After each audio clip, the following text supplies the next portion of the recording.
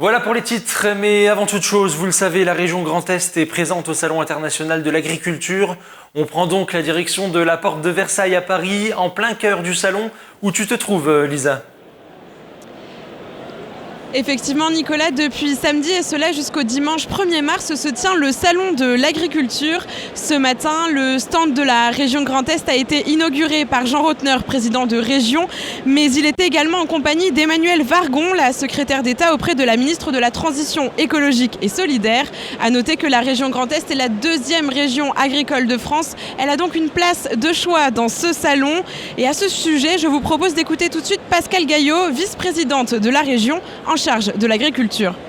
Alors être la deuxième région agricole de France, bien sûr, c'est une force.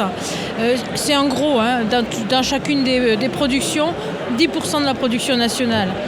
10%, ça permet aujourd'hui de prendre des positions à l'échelle nationale, à l'échelle de l'export.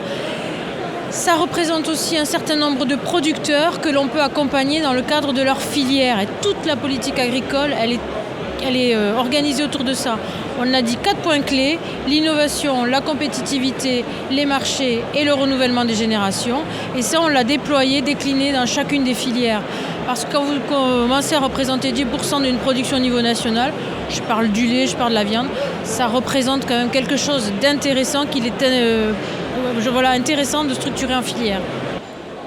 Le salon se poursuit donc jusqu'à dimanche et aujourd'hui c'était la journée de la Meuse sur le stand du Grand Est où des produits du territoire meusien ont notamment été mis en avant. Mais demain, ce sera au tour de la Haute-Marne d'être sous les projecteurs. Merci Lisa, donc en duplex du Salon international de l'agriculture, et merci également à Julien qui t'accompagne.